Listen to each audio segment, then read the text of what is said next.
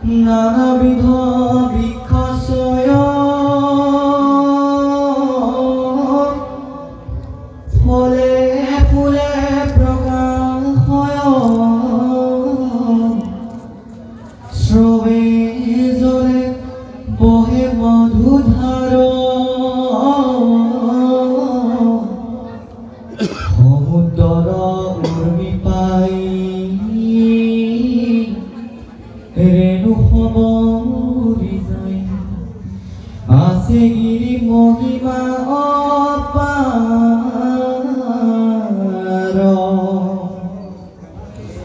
পলাশ ব্ৰতৰ প্ৰায় শোভা কৰে ঠাই ঠাই অসংখ্যাত শিলা মৰকত দেখি শ্যাম বৰ্ণ ভূমি তাত বিদ্যান ধৰণামী মহাৰঙে কিৰয় বহুত জয় কৃষ্ণ। হে গুৰু সমস্ত ত্ৰিকুট পৰ্বতৰ এটা বৰ্ণনা অতি সুন্দৰভাৱে দিছে যে ত্ৰিকুট পৰ্বত বহলে 10,000 যোজনৰ পথ দিশ আৰু প্ৰস্থ সমান সমান আৰু তাৰ তিনিটা উচ্চ শৃংগ আছে এটা হৈছে সোণৰ এটা হৈছে ৰূপৰ এটা হৈছে লোহাৰ গতিকে এই তিনিটা ধাতুৰে নিৰ্মিত এই পাহাৰৰ শৃংগ এই কাৰণে তিনিকুট বা ত্ৰিকুট বুলি কোৱা হয় এতিয়া চাওকচোন এতিয়া বহলে 10,000 যোজন কিমান হ'ব পাৰে এটা গণিতৰ এটা সংখ্যা আমি যিমানেই ক্ষুদ্ৰ ৰূপত নিদিওঁ কিয় এই ঠাইখন ক'ৰবাত বিচাৰি পামনে বাৰু ক্ষীৰ সাগৰেই বিচাৰি পোৱা নাই লৌকিকত গতিকে ক্ষীৰ সাগৰৰ মাজত এই 10,000 যোজনৰ আহল বহল এই ত্ৰিকুট পৰ্বতক ক'ত বিচাৰি পাম যে এই দধি সাগৰখন আমাৰ দেহপুৰ বুলি ধৰি লওক প্ৰথমতে দুগ্ধ সাগৰখন ক্ষীৰ সাগৰখন 10,000 যোজনেৰে যে আৱৰি আছে আমাৰ যে 10টা ইন্দ্ৰিয় আছে এই 10টা ইন্দ্ৰিয়কে 10 যোজন বুলি ধৰি লওক আৰু লগতে কৈছে এই তিনিটা গুণ তিনিটা তত্ত্ব 17তম তাকে তিনিটা শৃংগ বুলি ধৰি লওক 17তম সোণৰ শৃংগটো হৈছে শত ৰূপৰ শৃংগটো হৈছে ৰজত বা ৰূপৰ আৰু তামৰ লোহাৰ শৃংগটো হৈছে আপোনাৰ তম গতিকে আমি তেনেকৈ বুজিব লাগিব আৰু ত্ৰিকুট পৰ্বতৰ নামটোত কি ৰহস্য সোমাইছে চাওক কুট শব্দটোৰ অৰ্থ কি কুট শব্দটোৰ অৰ্থ হৈছে গহ্বৰ অন্ধকাৰ গহ্বৰযুক্ত সেই ৰূপটোকে কোৱা হৈছে কুটত পৰি থকা ত্ৰিকুট মানে তিনিটা কুট এতিয়া পৰ্বততে এতিয়া গহ্বৰ আছে চিন্তা কৰি চাওকচোন নামাকৰণটো ক'ত আছে উচ্চ শৃংগ য'ত আছে তাত একেবাৰে পাতাল সদৃশ এটা গহ্বৰো আছে সেই অৱস্থাটো আমাৰ ক'ত আছে আমাৰ দেহতে থকা নাই জানো কীৰ্তি মহিমা প্ৰকাশ কৰিব পৰা গুণখিনিও আমাৰ আছে আৰু একেবাৰে পাপত নদী নৰকৰ ভোগ কৰিব পৰা দুখখিনিও আমাৰ দেহৰ মাজতে আছে দুইটা স্বৰূপ আমাৰ দেহৰ লগতে থকা নাই আচলতে আধ্যাত্মিকত যদি আমি এই তত্ত্বটো বিচাৰি যাওঁ তেতিয়াহ'লে এই ত্ৰিকুট পৰ্বতত গজেন্দ্ৰ নামৰ এটা মহা দৈত্যকাৰ হস্তীয়ে তেওঁ নিজৰ পৰিয়ালৰ সৈতে গৰ্ব অহংকাৰৰে টপটপাই আছে। তেতিয়াহ'লে এই গজেন্দ্ৰটো আমি ক'ত বিচাৰি পাম?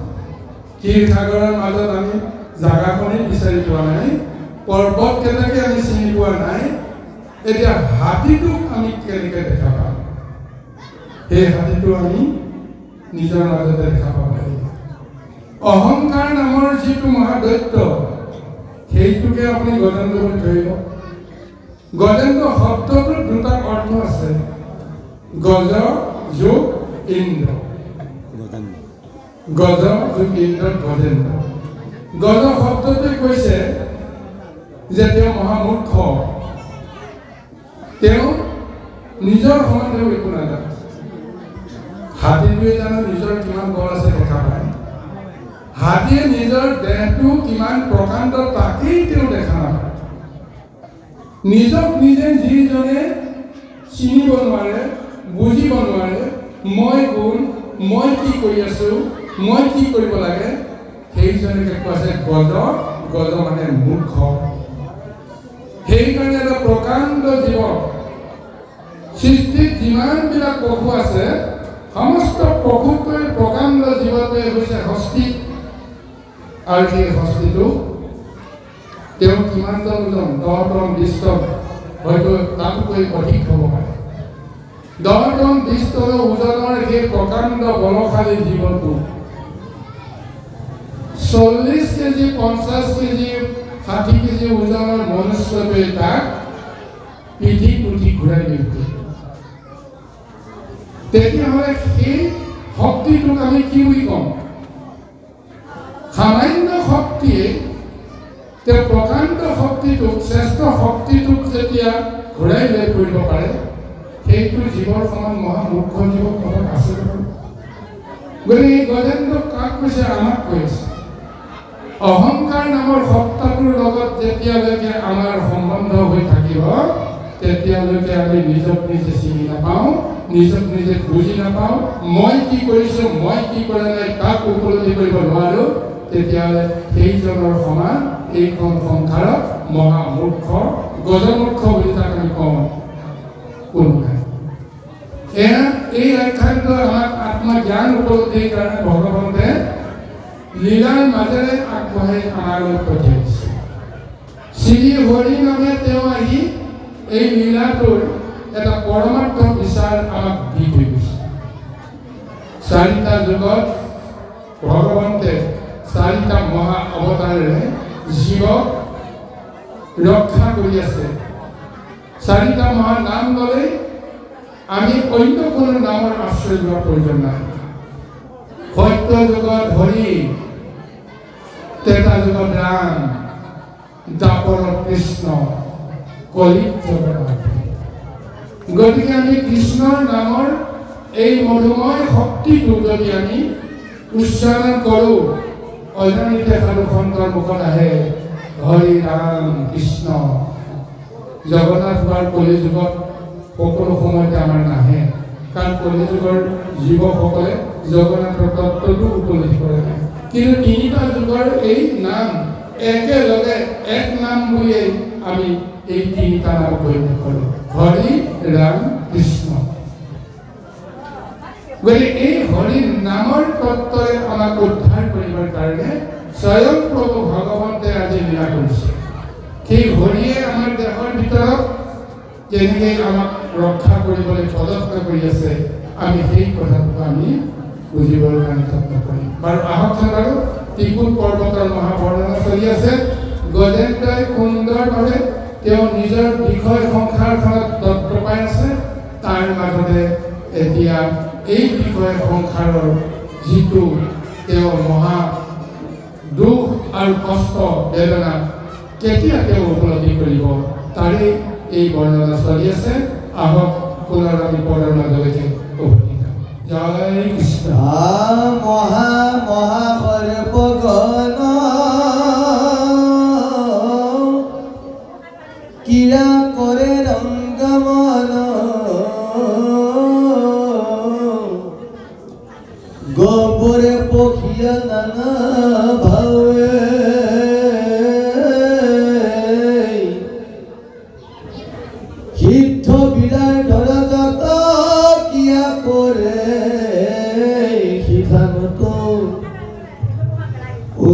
দুষ্টৰে নানা গীত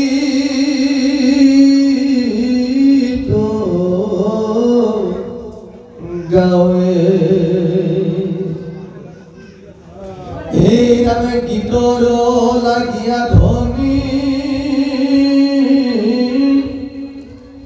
নাদে গুহা তাক শুনি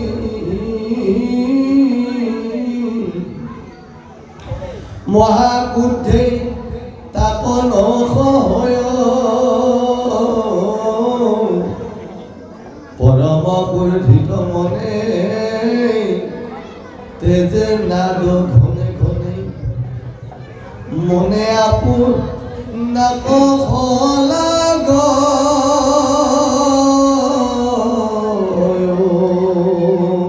এটা পুনৰ বৰ্ণনা দিছে যে এই ত্ৰিকুট পৰ্বত এই ত্ৰিকুট পৰ্বতত মহা মহা সৰ্পগণেও অতি ৰংগমনে বোলে ক্ৰিয়া কৰি আছে স্বৰ্গৰ পৰা গন্ধৰ্বসকলে বিদ্যাধৰসকলে আজি এই ত্ৰিকুট পৰ্বতক বৰ ৰংগমনে বোলে তেওঁলোকেও ক্ৰিয়া কৰি আছে খেলা ধূলা কৰি থাকে উচ্চ স্তৰে তেওঁলোকে আনন্দময় গীত মাত কৰি আছে আৰু এই গীতৰ ধ্বনিয়ে সমস্ত জগতত এটা অতি সুন্দৰ এক পৰিৱেশ ৰচনা কৰি আছে আৰু তাতে কি হৈছে যে এই গজেন্দ্ৰ নামৰ যিটো আখৰিক শক্তিটো সেই শক্তিটোৱে কোনো কাৰণতে সেইটো সহ্য কৰিব পৰা নাই সেইকাৰণে এতিয়া কি হ'ব চাওক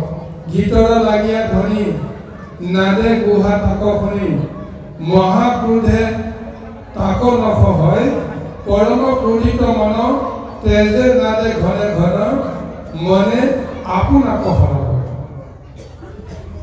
ইফালে আমাৰ দেহৰ ভিতৰত ৰূপ ৰস গোন্ধ স্পৰ্শকে আদি কৰি মহাতত্ত্বগণে যি এটা পৰশ দি আছে সেই পৰশৰ আসক্ত হৈ দেৱশক্তিসমূহে আমাৰ এই দেহত ক্ৰিয়া কৰি আছে ৩৩ কোটি দেৱতা আমাৰ দেহৰ ভিতৰতে নিবাস কৰি আছে আৰু তেওঁলোকে নিজৰ মতে আনন্দ কৰিব খোজে কাৰোবাৰ লগত প্ৰেম প্ৰীতি মিলা মিছা কৰিবৰ কাৰণে প্ৰাৰ্থনা কৰে ইজনৰ সিজনৰ লগত মধুৰ সম্বন্ধ গঢ়িবৰ কাৰণে প্ৰযত্ন কৰে এই সমস্তবিলাক ভাৱনাবিলাক ক'ত চলে দেহৰ ভিতৰতে নচলে জানো আত্ম উপলব্ধি বিচাৰ বুদ্ধি চিন্তা চৰ্চা এইবিলাকৰ মাজেৰে এই অনুভৱবিলাক নাহে বাৰু কিন্তু তাৰে মাজতে যেতিয়া অহংকাৰী সত্তাটোৱে যদি সাৰ পাই উঠে তেতিয়া তেওঁলোকৰ বাবে দয়া ক্ষমা প্ৰেম প্ৰীতি এইবিলাক ভাৱনা হঠাৎ নাইকিয়া হৈ যায় এইখন যুদ্ধ ত্ৰিকুট পৰ্বতৰ মাজত ক্ষীৰসাগৰৰ মাজত চলি আছে আৰু সেই ক্ষীৰসাগৰখন যদি আমি আমাৰ দেহৰ লগতে নিয়াব পাৰোঁ এইখন যুদ্ধৰ জৰিয়তে আমি নিজক নিজে চিনিব পৰা বুজিব পৰা ব্যৱস্থাখিনি লাভ কৰিম আহক আমি পৰৱৰ্তী প্ৰশ্নলৈ আগবাঢ়ো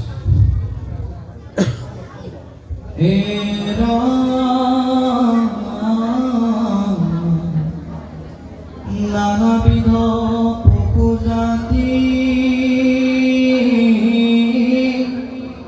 ফুৰে পালে পালে তৈতি গুহাশয় অলংকিত কৰি দেৱতা খবৰতাত পুষ্পবাৰী অসংখ্যাত ৰাৱে পক্ষী বিক্ষে পৰি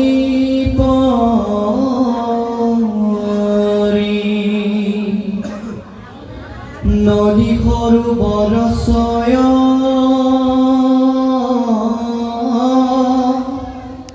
শুদ্ধ জলে প্ৰকাশ হয়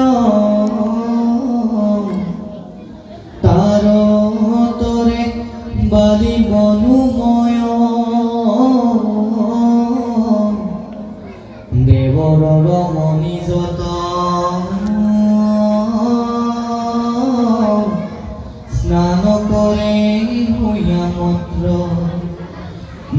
নানা গন্ধ জলত ভাসয়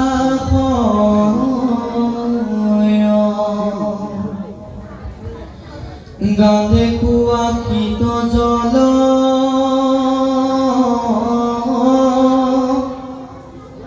বায়ু বহে পূৰ্ণিমল আছে গিৰি ইহ বেজুবুত ভগৱন্ত বৰুণৰ উদ্যান আশ্ৰয়তাত ঋতুমন্ত নামে অদ্ভুত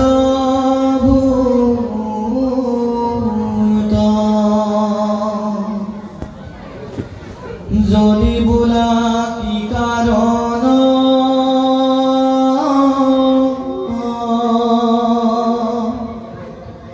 কহা নদী গিৰিবন তাক নিলে কিবা হয় নুবলিবা হেন বাণী বখানিবা চক্ৰপাণী সবে ধ্যেয় অসাৰণো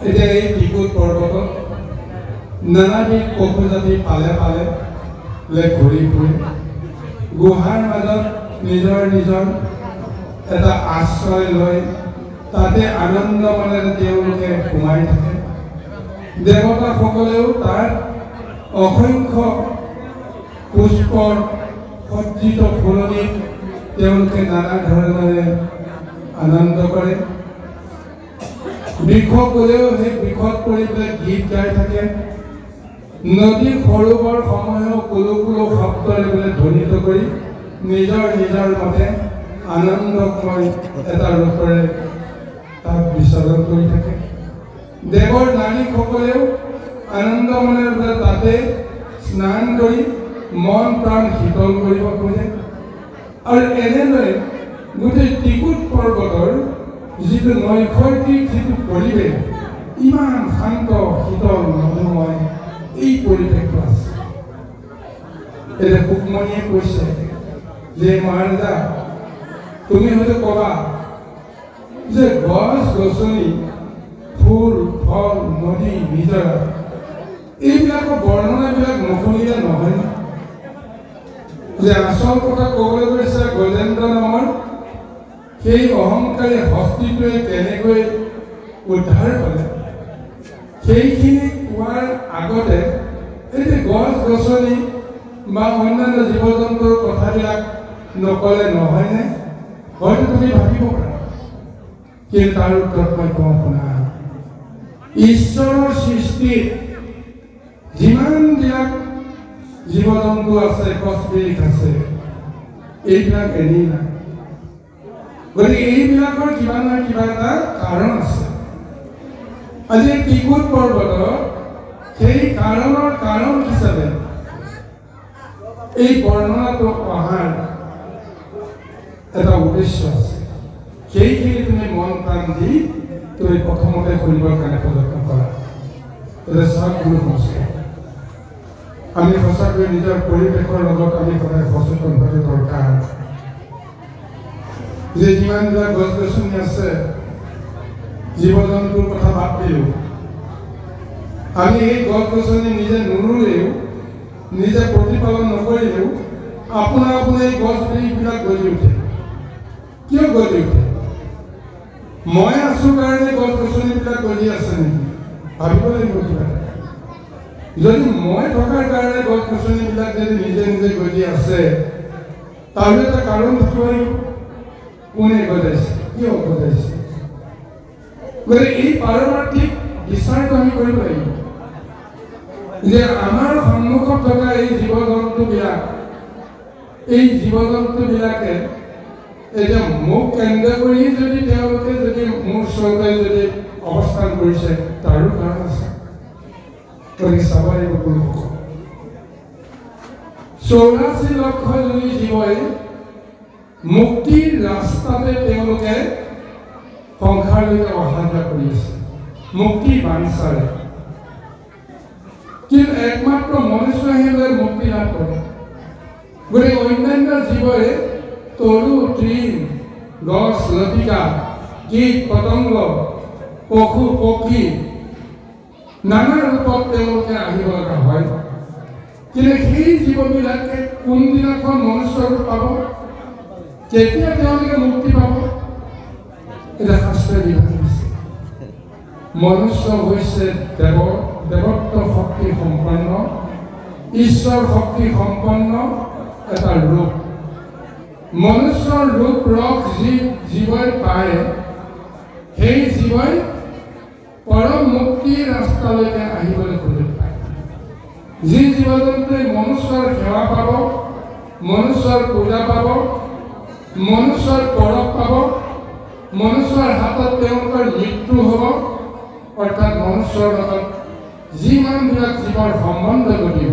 যেনেকৈ নহওক সেই জীৱবিলাকে মনুষ্যৰ ৰূপলৈকে অহাৰ তেওঁলোকে সুযোগ পাব গতিকে এইকাৰণে কৈছোঁ যে মই আছোঁ কাৰণে গছবিলাক গজিছে নেকি তাতো সেই পৰমাৰ্থ বিচাৰ আছে ভগৱন্তে সেই ঠাইতে কিয় গছডাল গজালে মই তাত কিয় গছকি দিলোঁ আমি ক'ব নোৱাৰোঁ মোৰ গছকত মোৰ পৰশত সেই জীৱনটো যে ধন্য হৈ আছে আমিতো গম পোৱা গতিকে সেই জীৱই নিজৰ তৰণৰ কাৰণে ৰাস্তা বিচাৰে গতিকে এই পৰমাৰ্থ বিচাৰটো ক'ব লাগিব গতিকে আমি নভবাকৈ আমাৰ মাজলৈ যিমানটা জীৱ আহে সেইসকলক আমি দয়া কৰিব লাগিব কৃপা কৰিব লাগিব ক্ষমা কৰিব লাগিব কাৰণ তেওঁলোকে আমাৰ পৰা কিবা এটা অমূল্য ৰতন বিচাৰি আহিছে যিটো বস্তু মোৰ আছে বুলি নাজানো কিন্তু মোৰ হাতত ভগৱন্তে দিছে এই মনুষ্য শৰীৰত ভগৱন্তৰ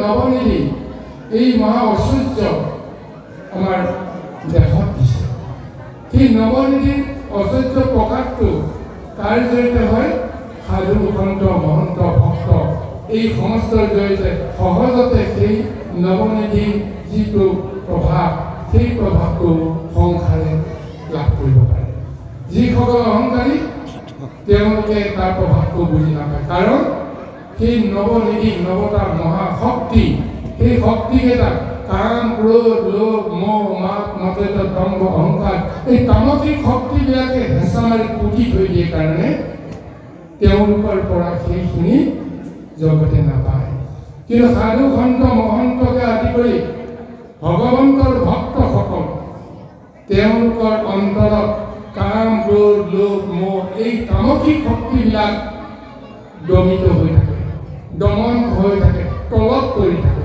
ওপৰত থাকে সত্য শৌচ ক্ষমা দয়া মৰম চেনেহ ইত্যাদি ইত্যাদি যিমানবিলাক ৰাজসিক আৰু সাত্বিক গুণ সেইখিনি প্ৰকাশিত হৈ থাকে আৰু সেই প্ৰভাৱটোৰ কাৰণতে সেইসকলৰ পৰা সমস্ত জগতৰ কৃপা হয় এয়াই হৈছে পাৰমাৰ্থিক বিষয় আজি এই ত্ৰিকুট পৰ্বতৰ নৈসৰ্গিক যিটো বৰ্ণনা চলি আছে এখন ঘন জংঘল পাহাৰৰ বৰ্ণনা স্বৰূপতে চাবলৈ গ'লে সেই ঘন জংঘলখন ক'ত আছে আমাৰ দেহৰ মাজতে আছে ইয়াতে সৌন্দৰ্যও আছে ইয়াতে গহ্বৰো আছে পোতাশালো আছে স্বৰ্গো আছে নৰকো আছে আৰু বিষয়ৰ মহা আনন্দময় পৰিৱেশত দেৱতাসকলেও ইয়াতে ক্ৰিয়া কৰি আছে আনন্দ কৰি আছে আৰু দৈত্যসকলেও দানৱসকলেও ইয়াতে তেওঁলোকে ৰাজত্ব কৰি আছে গতিকে সেইকাৰণে মাজে মাজে সংঘাত হয় ভাল আৰু বেয়া দুজন মানুহ যদি একেলগে লগ লাগি থাকে কিবা নহয় কিবা প্ৰকাৰে তেওঁলোকৰ মাজত সংঘাত আহিবই নিজৰ মতে চলিবৰ কাৰণে সকলোৱে বিচাৰে সেইকাৰণে সংঘৰ্ষ আৰু সেই সংঘৰ্ষ সদায় আমাৰ দেহৰ মাজত চলি আছে বিবেকে সেই সংঘাতৰ মুখামুখি হৈ আছে যে কোনটো কৰিম এইটো কৰিম নে সেইটো কৰিম এইটো কৰিলে ভুল হ'ব এইটো কৰাটো উচিত হ'ব এইবিলাক যে আমাৰ চলি আছে এইখনেইতো যুদ্ধ এই যুদ্ধখনত যিজনে জিকে তেওঁৰ মতে সিদ্ধান্ত হ'ব যদি অহংকাৰীজনে ক'ব যে নাই এইবিলাক কথা বাদ দিয়াম এনেকৈ হ'ব তেনেকেই হ'ব। তাৰ ফলত কি হৈ হ'ব? আৰু যদি বিবেকে ক'ব না এইটোৱে কৰিব লাগিব, সেইমতে যদি তেওঁ যদি সেই কৰ্মটো কৰে, সেই কৰ্মফলটো পাব, লোকৰ পৰা যশ আৰু কীৰ্তি প্ৰশংসা তেওঁলোকে পাবলৈ সমৰ্থ হ'ব। আহক আমি পুনৰ পদৰ মাজলৈকে উভতি আহোঁ। এই নামেতে কে বনাইব গিৰি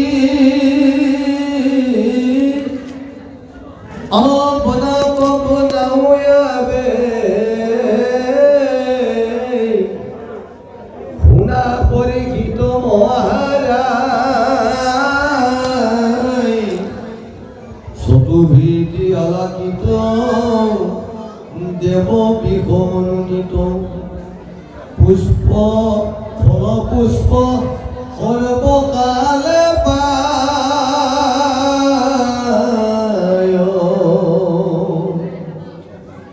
এই আমার পাৰিজাত মদাৰ হতে আৱৰ অশুক চম্পা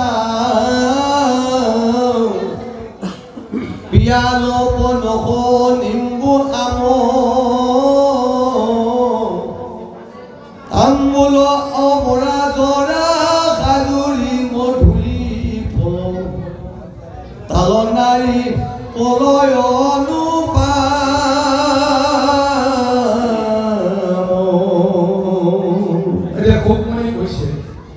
এই গছ বিৰিখৰ বৰ্ণনাটো যে দিলেও, গছ বিৰিখৰ গুণাগুণটো তুমি জানি লোৱা যে এই গছ বিৰিখবিলাকৰ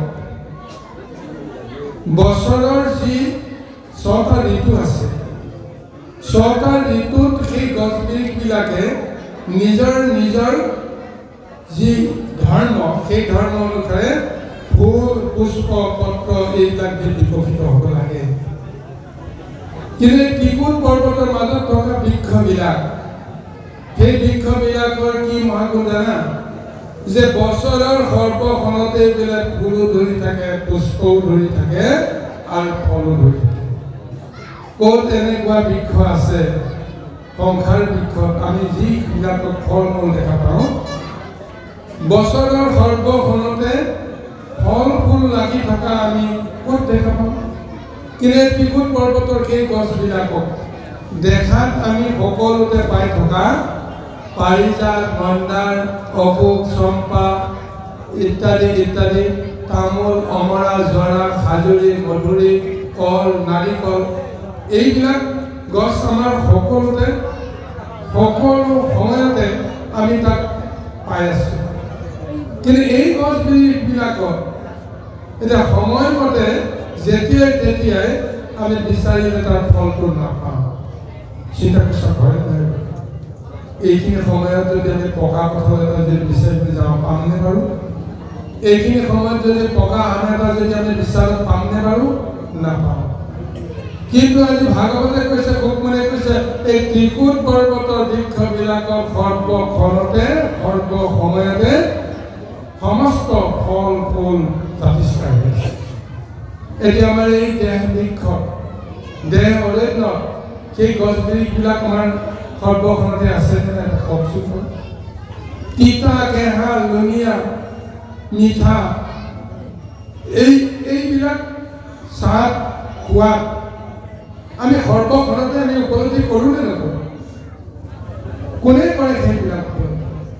আমি আম এটা খাই দিলেও সি মিঠা লাগিল, টেঙা লাগিল, আমাৰ মন ইন্দ্ৰিয় পুষ্ট হৈ যায়। কিন্তু আমি এইটো ভাবি পোৱা নাই যে কিয় সেই আমটো খাই দিয়াৰ লগে লগে টেঙাহে লাগিল নে মিঠাহে লাগিল নে নিমখীহে লাগিল নে, সেই অনুভৱটো, সেই জুতিটো ক'ৰ পৰা আহিল? জিভাৰ পৰা আহিল নে আন ক'ৰ পৰা আহিল? জিভাৰ পৰাতো আহিব নোৱাৰে। কাৰণ এইকাৰণে আহিব নোৱাৰে, যদি জিভাৰ পৰা যদি এই মিঠা ৰসটো যদি পায়, তেতিয়াহ'লে অন্য এটা ফল খালে কিয় তিতা পায়? জলকীয়াটো খালে কিয় জ্বলা পায়? জিভাৰ ফলটো একে হয়। তেতিয়াহ'লে জানিব লাগিব এই সোৱাদবিলাক, এই ৰসবিলাক আচলতে দেহৰ কোনোবা অংশৰ পৰাহে আহি থাকে। জিভাটো কেৱল এটা মাধ্যম। গতিকে এইবিলাক কথা আমি আত্মতত্ত্বৰে বুজিব লাগিব। গতিকে এইকাৰণে কৈছে যে এই বৃক্ষত তুমি জানিব লাগিব এই বৃক্ষত এটা মহা ৰহস্য আছে আৰু ৰহস্যৰ কাৰণতে এইখন সংসাৰত তেওঁলোকৰ অৱস্থান আছে আৰু এই কথাটো কৈছে এইখন সংসাৰত যিমানেই জীৱ সৃষ্টি হৈছে ভগৱন্তে কিন্তু এনেই এই জীৱবিলাকক সৃষ্টি কৰা নাই কাৰোবাৰ উপকাৰৰ কাৰণে কোনোবা জীৱই দান দিব লাগিব আত্মদান দিব লাগিব মহাদান দিব লাগিব সেই অনুসৰিয়ে ভগৱন্তে এইবিলাক কিবা কৰিছে গছ গছনি ঘাঁহ বন যদি গজি নাথাকে তেতিয়াহ'লে তৃণভোজী জীৱ জন্তুবিলাকে কেনেকৈ আহাৰ খাব যদি তৃণ সৃষ্টিটো যদি নহয় তেতিয়াহ'লে ফল ফুল এইবিলাকৰ জৰিয়তে মনুষ্যই কেনেকৈ আহাৰ শক্তি কেনেকৈ লাভ কৰিব পাৰিব গতিকে এই সংসাৰত আমি কোনো জীৱকে অলাগতীয়া বুলি কোনো জীৱকে আমি কেতিয়াও অৱহেলা কৰাটো উচিত নহয় কাৰণ ভাগৱতে আমাক কৈ আছে সেই জীৱবিলাকো পৰমাত্মা শক্তিয়ে বিৰাজিত হৈছে যত জীৱ জংগম কীট পতংগম অগণক জগতে কায়া সমস্ত জীৱতে প্ৰভু ভাগৱতৰ সেই পৰমাৰ্থ আত্মা শক্তিটোৱে বিৰাজিত হৈছে তেতিয়াহ'লে নিশ্চয় কিবা এটা উদ্দেশ্যত তেওঁ সেই জীৱত তেওঁ আশ্ৰয় লৈ আছে বা জীৱত তেওঁ অৱস্থান লৈ আছে কিবা নহয় কিবা এটা উদ্দেশ্য আছে গতিকে আমি মনুষ্যই যদি এইটো জ্ঞানেৰে সমস্ত জীৱৰ প্ৰতি যদি কিবা দয়া আৰু সেই দৃষ্টিৰে যদি আমি চাব পাৰোঁ তেতিয়াহ'লে আমি কোনো জীৱকে আমি উন্নত কৰিব পাৰোঁ আমাৰ গজেন্দ্ৰ নামৰ যিটো মহাশক্তি কেতিয়াও জাগৰণ নহ'ব গতিকে যদিকে তাৰ মহত্বটো বুজি পাওঁ মানে এই কাৰণে আজি সেই গজেন্দ্ৰই কি কৰি আছে ত্ৰিকুট পৰ্বতৰ এই মহাৰথিক যিটো পৰিৱেশ তেওঁ বুজি পোৱা নাই তেওঁ অজ্ঞানী যে নিজৰ দম্ভ অহংকাৰ মতে চলিয়ে তেওঁ আনন্দ পায় গতিকে সেই দম্ভ অহংকাৰ যে আমাৰ মন অৰণ্যৰ পৰা মনৰ ত্ৰিকুট পৰ্বতৰ পৰা আমি আঁতৰাব পাৰিব লাগিব কোনে আঁতৰাব কেতিয়া আঁতৰিব এই কথাটো আমি এতিয়া এই আখ্যানৰ মাজেৰে পদৰ মাজেৰে বিচাৰিবলৈ কৃষ্ণ হে ৰাম কপিথু অৰ্জুন বৃক্ষ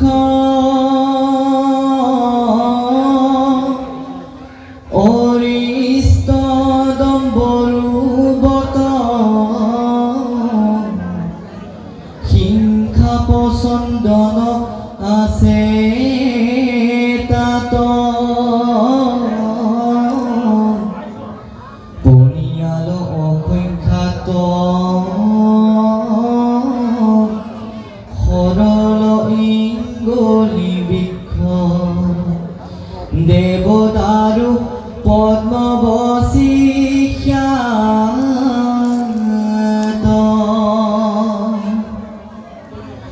কুশিয়াৰ কল যাম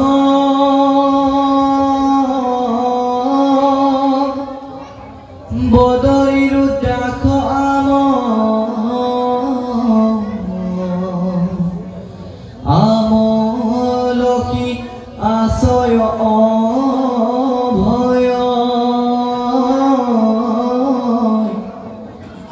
যাবি ৰথে কেৰাব বেল আছে অসংখ্যাত দল আনুলানত বৃক্ষ প্ৰকাশ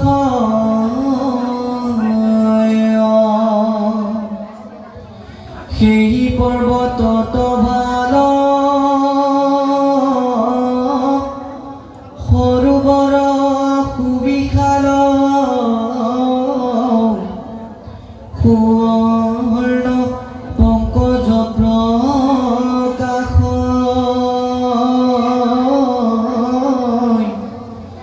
কুদুম কহ্লাৰ যত ফুলি আছে নামত শতপত্ৰ শ্ৰীয়ে বিৰাজ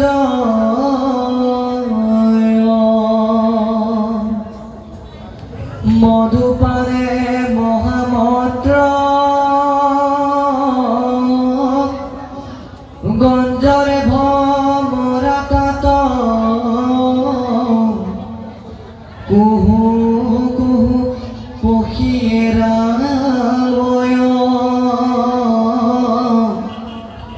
শংখ কংক চক্ৰবাক সৰালি কুৰাপানী কাক সৰু বৰ চানিয়া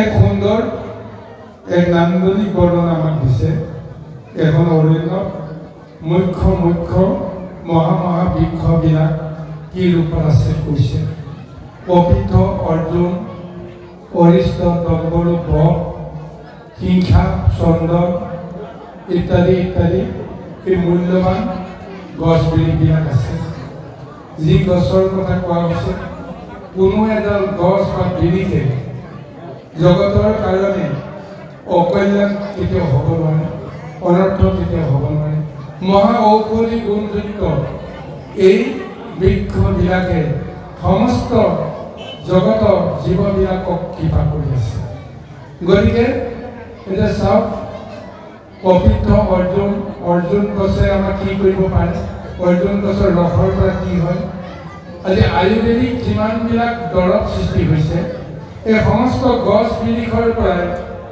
বিৰিখৰ শক্তিৰ পৰাই এই সমস্ত ঔষধি ব্যৱস্থাবিলাক সৃষ্টি হৈছে আয়ুৰ্বেদৰ জৰিয়তে তাৰ তত্ত্ব আৰু মন্ত্ৰ সমস্তখিনি নিৰ্ধাৰণ কৰি তাক ৰূপ দি থোৱা হৈছে আৰু সেই আয়ুৰ্বেদৰে আধুনিক সংস্কৰণত চিকিৎসা বিজ্ঞানৰ জৰিয়তে নানা ধৰণৰ দৰৱ পাতিৰে ব্যাধি দূৰ কৰাৰ যিটো ব্যৱস্থা সেইখিনি হৈছে যদি গছ বিৰি বা এই ঔষধি গুণযুক্ত এই সমস্ত সম্পদবিলাক যদি প্ৰকৃতিত নাথাকিলেহেঁতেন তেতিয়াহ'লে বিশেষকৈ মনুষ্যকুলে কেনেকৈ সুখে ভোগে স্বৰ্গ সদৃশ এটা পৰিৱেশ কেনেকৈ কল্পনা কৰিব পাৰে গতিকে সেইকাৰণে আমাৰ এই সমস্তখিনি আমি বুজিবৰ কাৰণে প্ৰযত্ন কৰিব লাগিব আজি এই বিৱৰণৰ লগতে আমাক আকুল কৰিছে সেই পৰ্বতৰ মাজত যে এটা বহল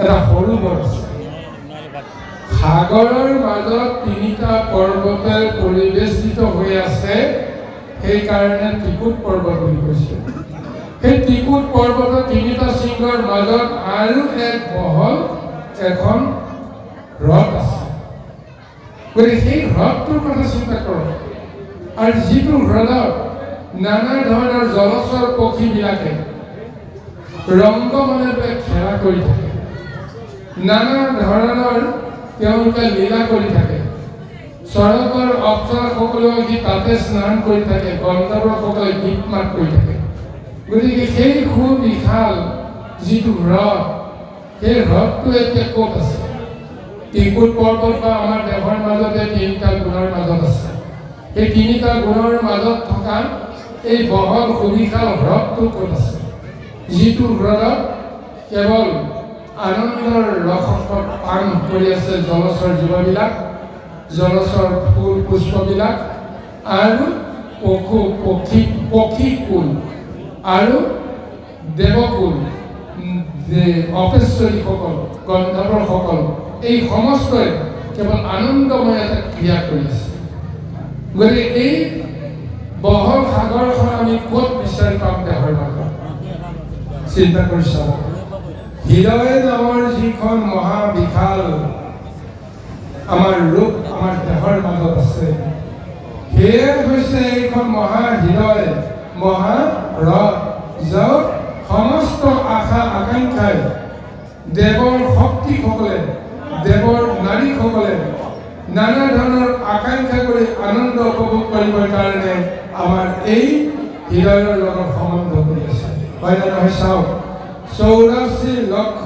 জনী জীৱৰ ভিতৰত কেৱল মনুষ্যৰ জীৱতে আজি এই দৈবিক শক্তিসমূহক এটা বৰ্ণনা ভাগৱতে দিছে 33 কোটি দেৱতা আমাৰ দেহৰ ভিতৰত আছে 10 ইন্দ্ৰিয়ৰ লগত 10 দেৱতা আছে 4টা দিশৰ লগত সেই দেৱশক্তিসমূহ ক'ত কেনেকৈ আছে আমাৰ উত্তৰত কোন আছে, দক্ষিণত কোন আছে, পূবত কোন আছে, পশ্চিমত কোন আছে,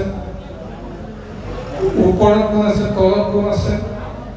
এই সমস্তবিলাক দেৱশক্তি আমাৰ মাজত এই দেহৰ লগত সম্বন্ধ কৰি দিছে। চকুত আছে চন্দ্ৰ সূৰ্য, নাকত আছে অশ্বিনী কুমাৰ, এইবিলাক দেৱতা নহয় জানো। কাণত আছে দশদিকপাল, হস্তত আছে ইন্দ্ৰ, পদত আছে বিষ্ণু, গুইহত আছে মিত্ৰ, লিংগত আছে প্ৰজাপতি, ছালত আছে বায়ু, জিভাত আছে বৰুণ ইত্যাদি ইত্যাদি দেৱতাবিলাক আমাৰ এই দেহৰ ইন্দ্ৰিয়ৰ জৰিয়তে দেহৰ লগতে আছেনে নাই? তেওঁলোকে ৰংগ কৰিব লাগিব নে নালাগিব? তেওঁলোকে আমোদ প্ৰমোদ কৰিব লাগিব নালাগিব? যে কাৰ লগত তেওঁলোকে আমোদ প্ৰমোদ কৰিব? এই হৃদয় সৰোবৰৰ লগতে তেওঁলোকে এই দেৱৰ শক্তিসমূহে আনন্দ মনেৰে বিচৰণ কৰিবৰ কাৰণে সদায় প্ৰযত্ন কৰে। হয় নে নহয়? আপোনালোকে অকণমান নিজক নিজে পৰ্যালোচনা কৰিলে বিষয়টো ওলাই যাব। গতিকে আজি এই নৈসৰ্গিক বৰ্ণনাৰ মাজত যিটো ৰূপ আমাক দিছে, খৰ্গ আৰু নৈসৰ্গ।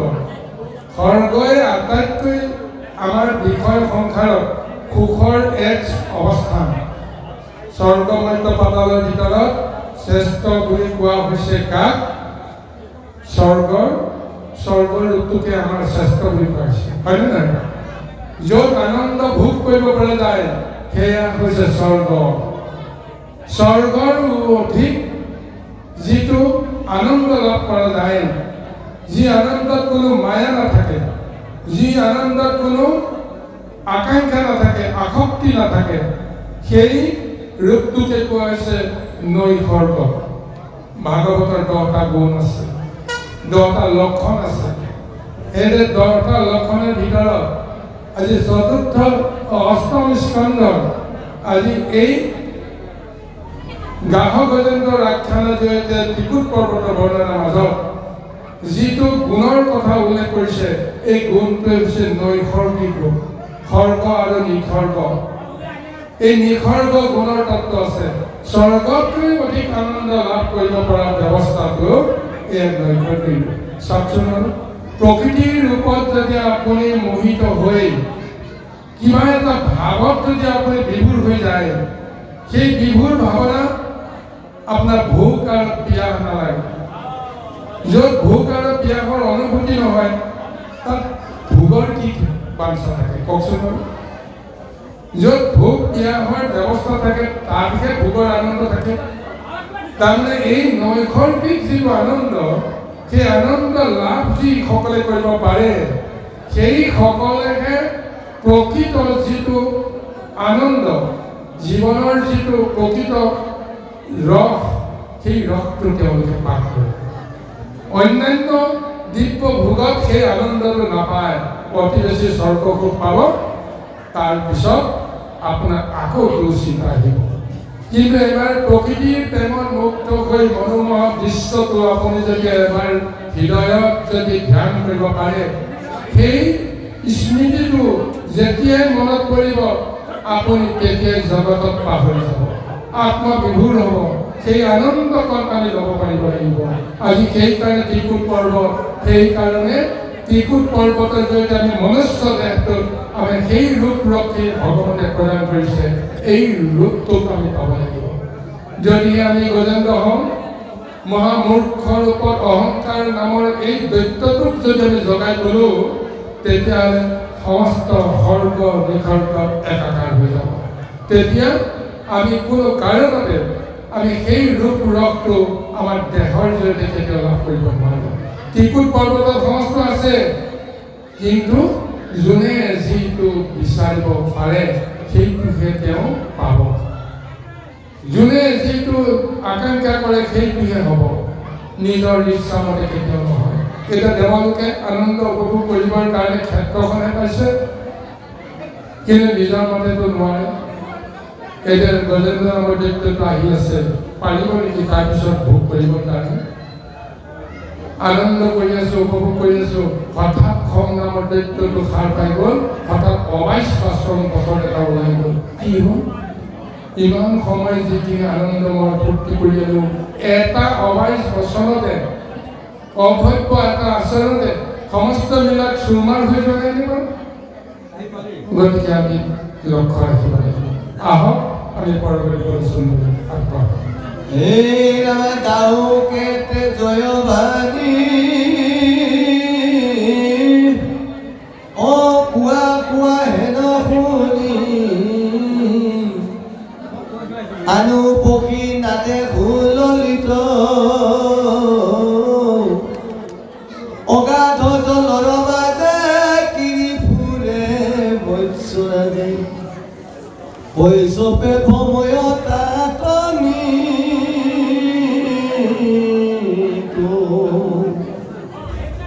এই ৰাম আসম্বাৰ ঘৰে খনে অ কাম্পে বিষ ঘনে ঘনে তাৰেনো জলত পৰয় স্বভাৱে নিৰ্মল জল আতি চাদ সুখী গল অ পদ্ম গুন্ধে সুবাসিত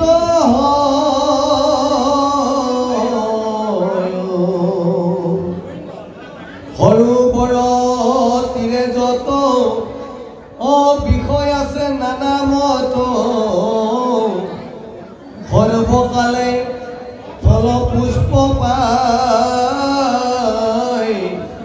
কদম্ব বেতখনল ফুলিছে বনতুলি ভাল অ কেলি কদম বৰশী হিমানা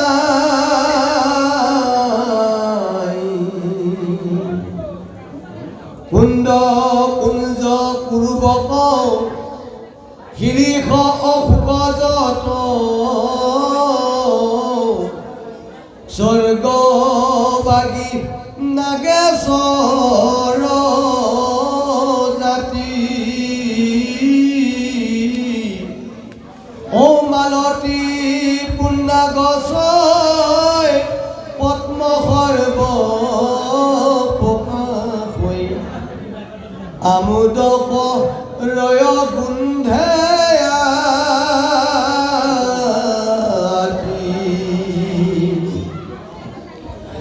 লবংগ মঠাই জাল আনুলতা ভাল ভাল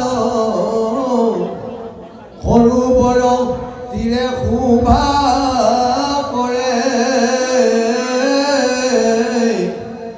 এখম্বে আবিত হৈ সৰোবৰ প্ৰকাশ হয় অশুনা যেন কথায় আতপ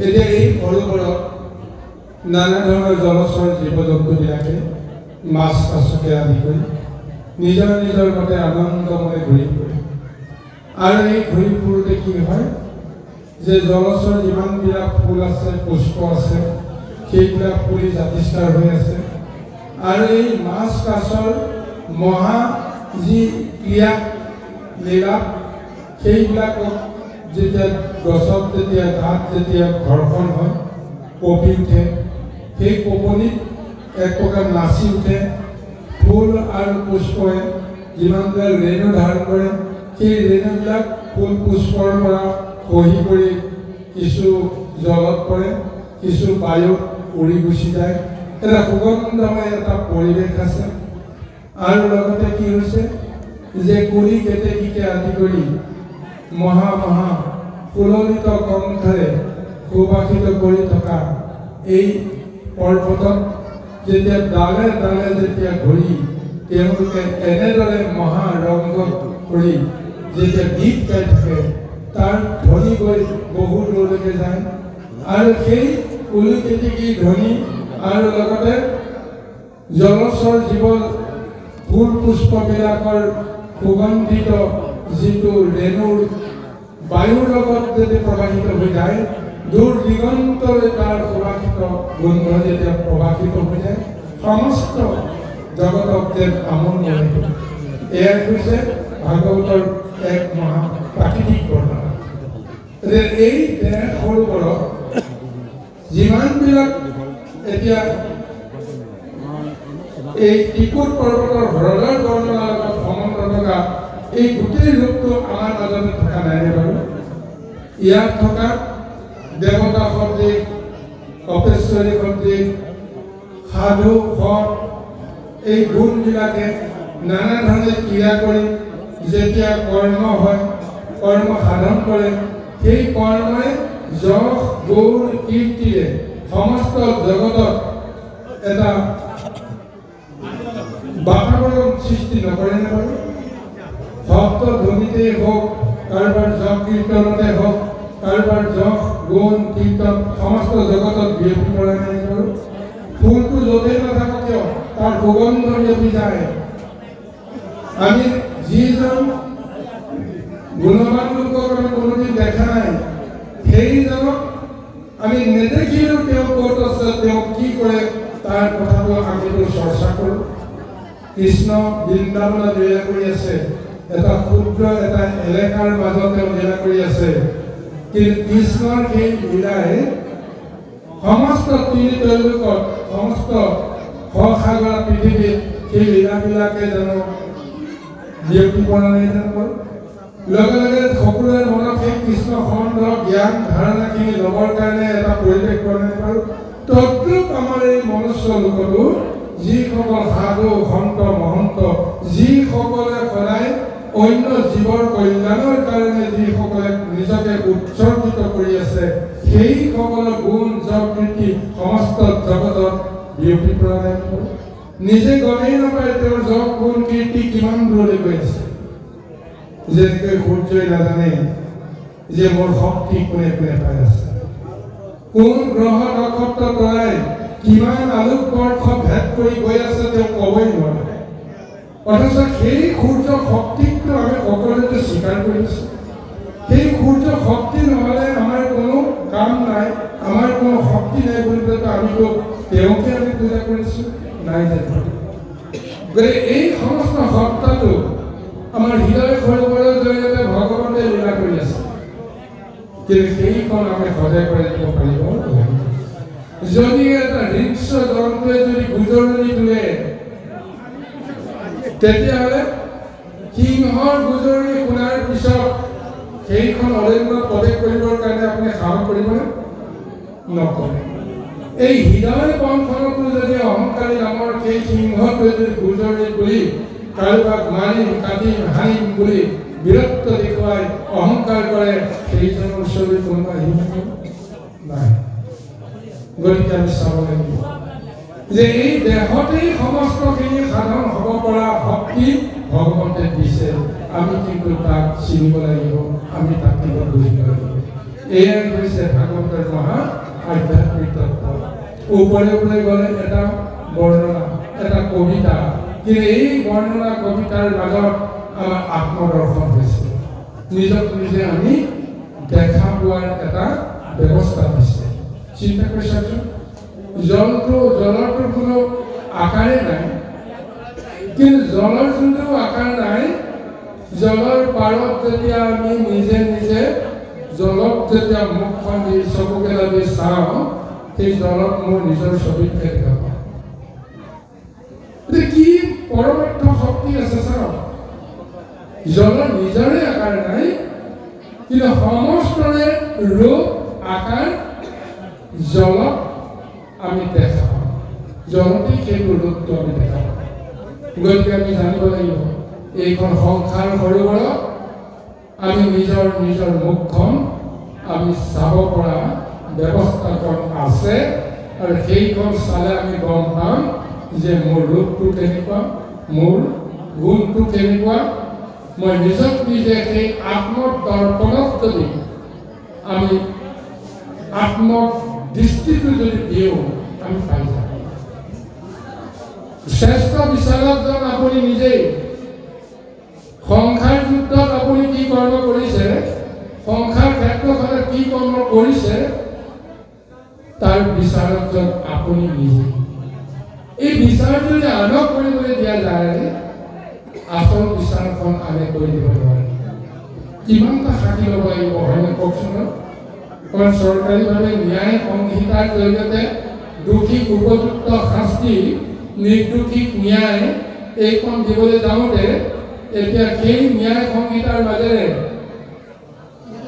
সেই বিচাৰখন কৰিবলৈ কিমানজন সাক্ষীবাদী ল'ব লাগে আৰু সেই সাক্ষীবাদীবিলাক যে সঁচা তাতোতো সন্দেহ থাকে যদি উপযুক্ত সাক্ষী নোলায় সঁচাটোতো মিছা হৈ যাব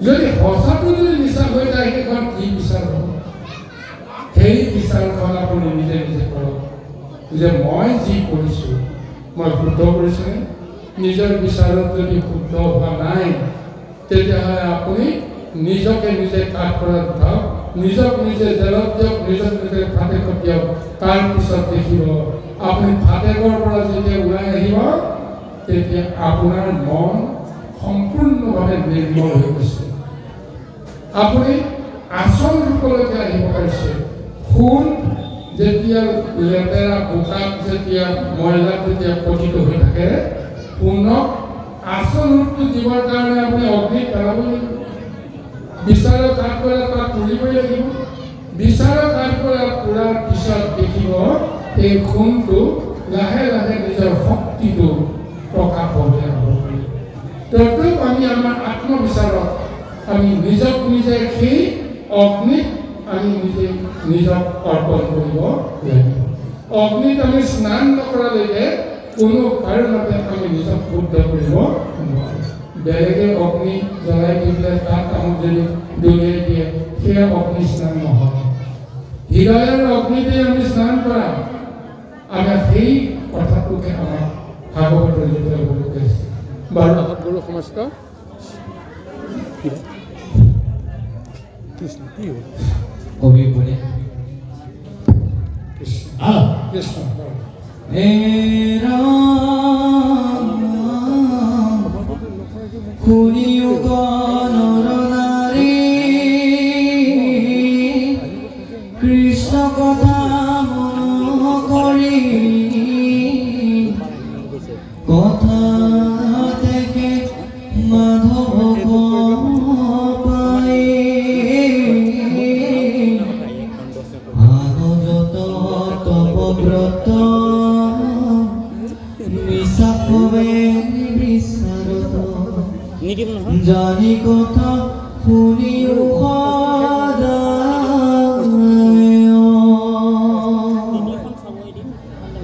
যদি বোলা শুনো কথা নামে গাঁও জোতা তথা কিয় মনুহে ভগতি পূজয়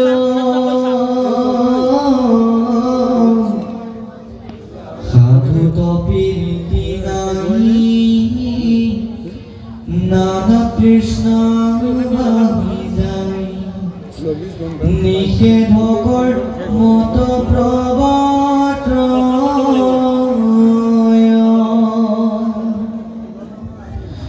ভগতি নবাহেয়াতে আগে কহে ভাগৱতে জানি সদা এৰিবে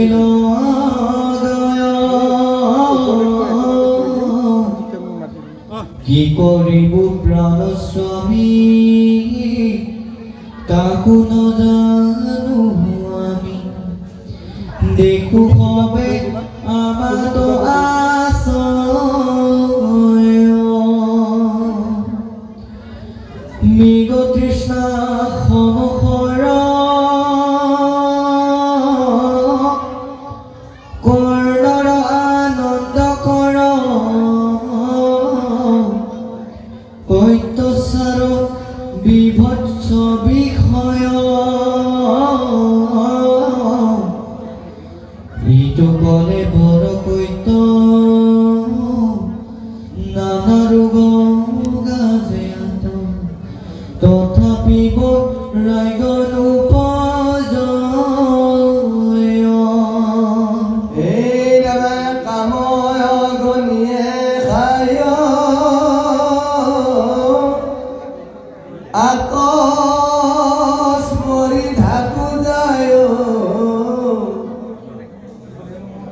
যদুনাথ কৰি উদ্ধাৰ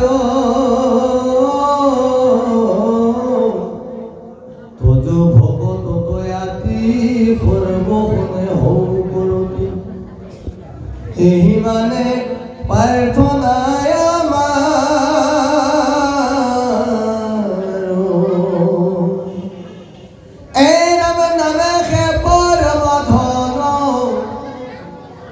নামে হৌক মোৰ মন ও নামে সমে সাধু সংগ হৌক নাম গাইব দিনে ৰাতি তদু পাৱে দিয়া মতি এই কৃপা কৰা প্ৰভু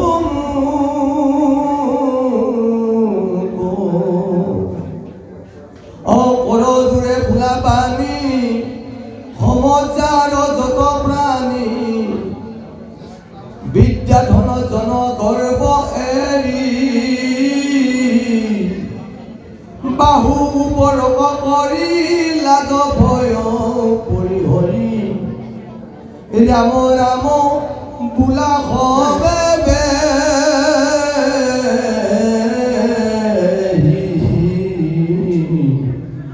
কৃষ্ণ দামোদৰ গুৰু হৰি ৰাম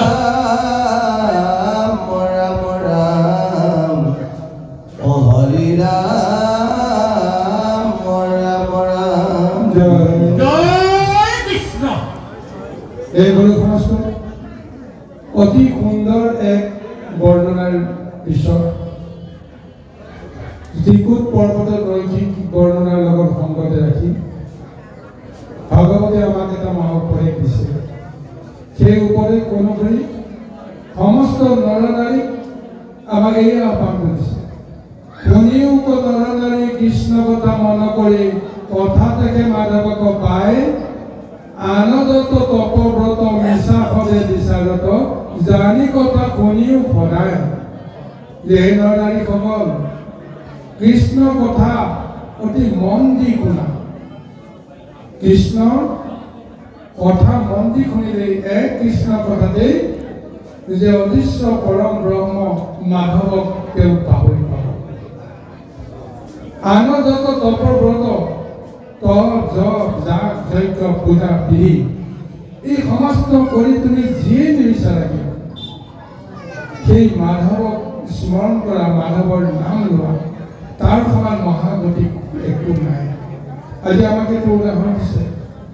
তাৰপিছত আকৌ পুনৰ মনুষ্য লোকক তেওঁ এটা প্ৰশ্ন কৰিছে, হে মনুষ্য লোক, হয়তো আপুনি ক'ব যে ঈশ্বৰৰ নাম দেখোন আমি সদায় লৈ আছো, ঈশ্বৰৰ গুণকৰ্ম যেন আমি সদায় কৰি আছো, ঈশ্বৰৰ নাম লৈছো, ঈশ্বৰৰ কৰ্ম কৰিছো, তথাপিও আমি ঈশ্বৰক কিয় পোৱা নাই? এই প্ৰশ্নটো হয়তো নিজক নিজে ক'ব।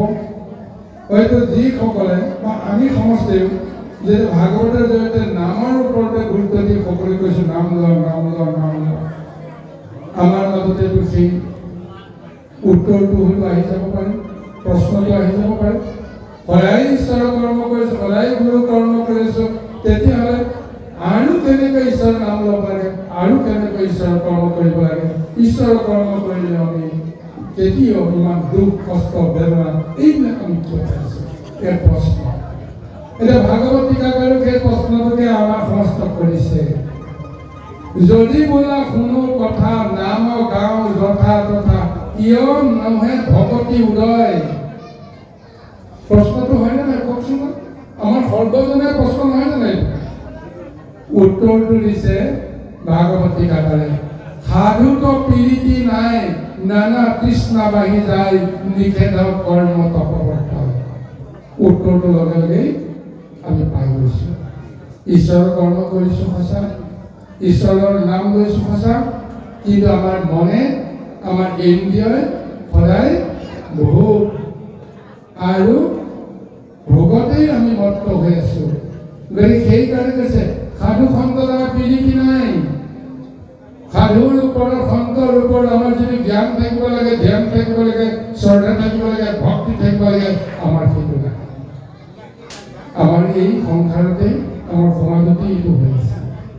যিসকলে গুৰুৰ কৰ্ম কৰিবৰ কাৰণে বাধ্যত পৰি কৰ্মখিনি কৰে, সেইসকলক লৈও নানা ধৰণৰ চৰ্চা হয় যে কাম নোহোৱা সকলৰহে বোলে সেইবিলাক কাম।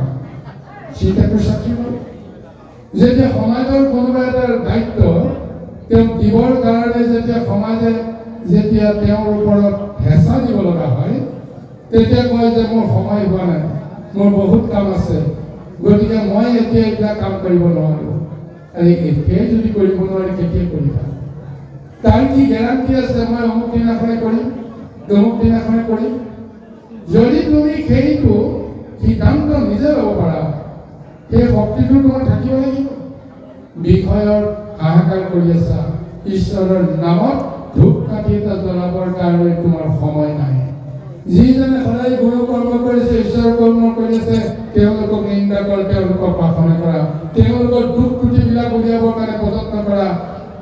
আমি যদি চিন্তা কৰোঁ সেইজনতো এজন বিষয়, মোৰ গৃহ সংসাৰ মই এৰি এইখিনি কৰ্ম কৰিব পৰা নাই, কিন্তু কোনোবাজনে যদি নিজৰ গৃহ সংসাৰ কৰ্মখিনি কৰিও সেইখিনি কৰ্ম কৰিবলৈ যদি বাধ্য কৰি গৈছে, সেইজনৰ যদি সামান্য কিবা এটা দুখ হৈছে, সেইটো দুখকে আমি অচিলা লৈ তেওঁক যদি আমি নিন্দা কৰোঁ, তেওঁক যদি আমি তিৰস্কাৰ কৰোঁ, তেওঁক যদি আমি দণ্ডিত কৰোঁ, তেতিয়াহ'লে সেইটো কেনেকুৱা আইন হ'ব চিন্তা কৰি চাওকচোন। গতিকে আমি ভাবিব লাগিব যে আমি নোৱাৰা কৰ্মটো তেওঁ কৰিছে, তেওঁৰ যিহেতু বিষয়ৰ লগত জড়িত আছে, তেওঁৰ কৰ্মতটো কিবা নহয় কিবা এটা দুখ হ'ব পাৰে। কিন্তু ভগৱন্তে আমাক কৈ আছে যে মোৰ কৰ্মত কোনো কাৰণতে কাৰো দুখ হ'ব নোৱাৰে। ভুলে শুদ্ধে যদি কোনোবাই মোৰ নাম লৈছে, মোৰ কৰ্ম কৰিছে, মই তেওঁৰ প্ৰতি দয়া কৰিছোঁ, কৃপা কৰিছোঁ, তেওঁক মই ক্ষমা কৰিছোঁ। কিন্তু যদি অন্য দেৱৰ ওপৰত দেৱক যদি তুমি পূজা কৰা, সেই দেৱই অন্য দেৱই তোমাৰ ভুল আৰু দুখ এইবিলাক তেওঁলোকে হিচাপ কৰিব। ত্ৰুটি বিচাৰি আছে, তেওঁলোকে বিচাৰি থাকে যে কি কি অপৰাধত তেওঁক মই দণ্ডিত কৰিব পাৰিম। ভগৱন্তে কৈছে যে মোৰ নামত ভুলে শুদ্ধে যদি তেওঁ ত্ৰুটিও কৰে, চাকি জ্বলাই, বন্তি জ্বলাই, হৃদয়ত যদি মোৰ নাম স্মৰণ কৰে, ভুল হওক শুদ্ধ হওক, ভগৱন্তে সেইটো বিচাৰ নকৰে। তেতিয়াহ'লে আমি বিচাৰ কৰোঁ যিসকলে আমি হৰি, আমি কোনো শৰণ লোৱা নাই, ভজন লোৱা নাই, খেল সমাজত থাকিব লাগে কাৰণে আছোঁ। গতিকে সময়ত যদি কোনোবা জনৰ যদি দুখ দেখা পাওঁ, তাক ঘূৰ নিন্দা কৰি সমাজৰ পৰা তেওঁক বাহিৰ কৰি দিওঁ, অথচ আমি নিজক নিজে সেইখিনি কথা বুজিবৰ কাৰণে যত্ন নকৰোঁ। এইকাৰণে আজি ভাগৱতে এই উপদেশটো আমাক দিছে, যিজনে গুৰুৰ নাম ল'ব, যিজনে গুৰুৰ কৰ্ম কৰিব, সেইজনক আমি সদায় শ্ৰদ্ধা ভক্তি সহকাৰে তেওঁৰ লগত আমি মধুময় আচৰণ কৰিব লাগে। তেওঁ যদি ভুল হৈছে, তাৰ বিচাৰটো ঈশ্বৰে কৰিব। সেইজনৰ ভুলটো যদি আপুনি যদি নিন্দা কৰে, তেতিয়াহ'লে আপোনাৰ ভুল অপৰাধ হ'ব। সেই অপৰাধৰ দণ্ড আপুনি ল'ব। আজি শংকৰ গুৰুজনে সেইকাৰণে ভাগৱতৰ উপদেশত বহুত ঠাইত উল্লেখ কৰিছে, মোৰ যদি কিবা যদি ভুল হৈছে, কোনোবা নিন্দুকজনে যদি নিন্দা কৰিছে, তেতিয়াহ'লে মোৰ দুখ নাই। সেই নিন্দুকজনে মোৰ দুখখিনি তেওঁ কাঢ়ি লৈ গৈছে, গতিকে দুখ তেওঁ হ'ব। মোৰ যিমানখিনি দুখ হৈছিল, জানিতে অজানিতে কোনোবা এজনে যদি মোক যদি নিন্দা কৰে, তিৰস্কাৰ কৰে, তেতিয়াহ'লে সেই ফলটো তেওঁ ভুগিব। এইকাৰণে কৈ আছে, আনৰ দুখ দেখিবৰ কাৰণে কেতিয়াও প্ৰযত্ন নকৰিবা। আনৰ লগত যদি সৎভাৱে চলিবলৈ বিচাৰা, সকলোৰে লগত যদি আপুনি হৃদয়ৰ সম্বন্ধ কৰিব বিচাৰা, আপুনি দুখৰ বিচাৰ নকৰিব, আপুনি গুণৰ বিচাৰ কৰিব। সেই মানুহটো যিমানেই চোৰ ডকাইত, যিমানেই অপৰাধী নহওক কিয়, তেওঁৰ হৃদয়ততো এটা মনুষ্যৰ ধাৰণা এটা আছে। সেইজনক উদ্ধাৰ কোনে কৰিব? সমাজে যদি সেই সুযোগটো নিদিয়ে, তেওঁ কেনেকৈ উদ্ধাৰ পাব? গতিকে সেইজনৰ যিমান অপৰাধী নহওক তেওঁ যিমান অপকৰ্ম নকৰক যদি আমাৰ মনত এইটো ভাৱনা আহে তেওঁক এই অশুদ্ধ পথৰ পৰা শুদ্ধ পথলৈকে আমি আনিব লাগিব। কেনেকৈ আনি তেওঁক নিন্দা কৰিলে তেওঁৰ পৰা তেওঁক আমি এই ৰাস্তালৈকে আনিব নোৱাৰোঁ। তেওঁক আমি প্ৰশংসা কৰিব লাগিব। প্ৰশংসা কৰিবৰ কাৰণেতো আমি সুযোগ পাব লাগিব। গতিকে আমি গৱেষণা কৰিব লাগিব তেওঁৰ ভাল গুণ কিবা আছেনে। ভগৱন্তে কৈছে সমস্ত মনুষ্যৰ দেহতে শুভাশুভ দুইটা দিশ মই দি থৈছোঁ। কোনোবাই যদি দৰ্শন কৰে তেতিয়াহ'লে হয়তো সেইটো উদ্ধাৰ কৰিব পাৰিব। গতিকে দেৱতাসকলৰ গাতো দুখ আছে, দৈত্যসকলৰ গাতো গুণ আছে। গতিকে সেই গুণ থকা গুণ থকা দৈত্যজনে সেই গুণৰ প্ৰভাৱতে তেওঁক লৈ আহিব। গতিকে এইকাৰণে সাধু সন্ত মহন্তসকলে সদায় যিমানেই দুখ নহওক যিমানেই অপৰাধী নহওক তেওঁৰ ওচৰলৈকে যদি আহে তেওঁক এটা সৎ পৰামৰ্শ দিব। সেই সৎ পৰামৰ্শৰ ভিত্তিত তেওঁক কেতিয়াও নিন্দা নকৰে, কিন্তু তেওঁক সদায় মৰম চেনেহেৰে আদৰৰ সৈতে তেওঁক প্ৰশংসা কৰিবলৈ যত্ন কৰে। কিয়নো তেওঁতো মনুষ্য হয়, তেওঁৰ ঈশ্বৰতো পৰমাত্মা শক্তি আছে। তেওঁতো কাৰোবাক দয়া কৰিছে, তেওঁতো কাৰোবাক কৃপা কৰিছে, কাৰোবাক উপকাৰ কৰিছে। এইখন সংসাৰত কোনেও কাকো উপকাৰ নকৰাকৈ থকা নাই। যিমানেই তেওঁ দস্যু শক্তিত বা দানৱ শক্তিত তেওঁ কৰ্ম নকৰক কিয়, অহংকাৰী নকৰক কিয়, ক'ৰবাত মই ক'ৰবাত কাৰোবাক মই কাৰোবাক তেওঁ উপকাৰ কৰি থৈছে। সেই উপকাৰৰ গুণটোক সাৰথি কৰিয়েই তেওঁক আমি আমাৰ মাজলৈকে আমাৰ সংগলৈকে আনিবলৈ আমি প্ৰযত্ন যদি কৰোঁ তেতিয়াহ'লে এদিন তেওঁ আত্মসমালোচনা কৰিব নিজক নিজে, আৰু তেতিয়া আত্মসংশোধন যেতিয়া নিজক নিজে সংশোধনৰ ভাৱনাটো তেওঁক জগাই দিব লাগিব। সমাজৰ দায়িত্ব হৈছে সেইটো। গতিকে সেই বাতাবৰণ আমি সৃষ্টি কৰিব লাগিব। তাৰ কাৰণে এই মহাভাগৱতৰ আমাৰ প্ৰয়োজন। সেইকাৰণে আমাৰ ভাগৱত কৈছে কাম অগণিয়ে খাই তাক স্মৰি ধাতু যায় যদুনাথ কৰি উঠাই তজু ভকতক অতি সৰ্বখনে হৌ কৰতি। এই মানে প্ৰাৰ্থনা আমাৰ আটাইতকৈ দুখৰ প্ৰবৃত্তিটো কাৰ কাৰণতে বেছিকৈ লাই পায়, কাম নামৰ অগ্নিয়ে যেতিয়া আমাক পৰশ কৰিব। সেই কাম অগ্নিত দহি যিসকলে নিজকে নিজে চিনি নোপোৱা হৈ যাব, সেইসকলে সমস্ত অঘটন ঘটাব পাৰে। কাম অগ্নিয়েই হৈছে অনৰ্থৰ মূল। এই কাম অগ্নিক আমি জয় কৰিব পাৰিব লাগিব। কাম অগ্নিক আমি ঈশ্বৰৰ আমি সমৰ্পণ কৰিব লাগিব। ইয়াৰ আগতে আমি এটা কথা অনুভৱ কৰিছিলোঁ, আগৰ ব্যাখ্যাকাৰজনে সুন্দৰভাৱে ব্যাখ্যা আগবঢ়াইছে, আৰু আমাৰ পদগত সংগতি ৰাখি আমি এইখিনি কথা কৈ আমি আসনৰ পৰা আমি বিৰতি মাগিম।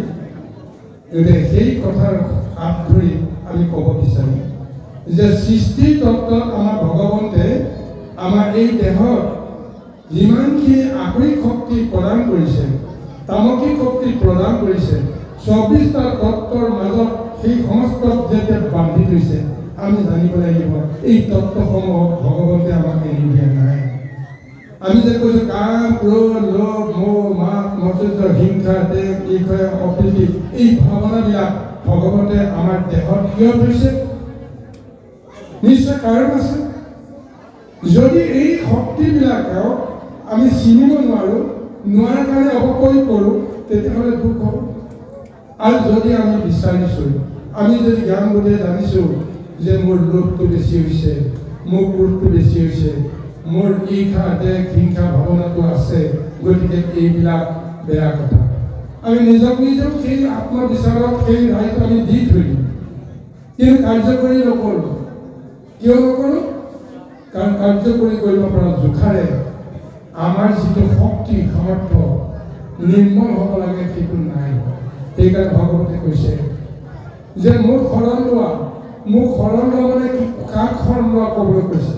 দেহৰ মাজত থকা প্ৰবৃত্তিবিলাকৰ জৰিয়তে কোন প্ৰবৃত্তি খৰণ ল'বৰ কাৰণে ঈশ্বৰৰ শৰণ ল'বৰ কাৰণে কোৱা হৈছে কৈত শৌচ দয়া ক্ষমা স্মৰণ চেনেহ প্ৰেম প্ৰীতি এই শুদ্ধ ভাৱনাবিলাকৰ ভগৱন্তক শৰণ ল'বৰ কাৰণে কোৱা নাই সেইবিলাক এনেই শুদ্ধ তেওঁলোকে ঈশ্বৰৰ শৰণ লোৱাৰ প্ৰয়োজন নাই প্ৰয়োজন আছে কাৰ যিসকল অজ্ঞানী যিসকল অধাৰ্মিক যিসকল মহা অপৰাধী সেইসকলেহে কাৰোবাৰ ওচৰত শৰণ ল'ব লাগিব গতিকে আমি ঈশ্বৰৰ ভক্তি কৰাৰ কাৰণ এটাই আমাৰ তামসিক শক্তিসমূহক যেন আমি শুদ্ধ কৰি ভগৱন্তৰ চৰণত অৰ্পণ কৰিব পাৰোঁ সেইকাৰণে ভকতক ভগৱানে কয় যে মই ভাল আৰু বেয়া দুটা বস্তু তোমাক দিছোঁ তোমাক কোনটো প্ৰয়োজন সেইটো তুমি লগত ৰাখা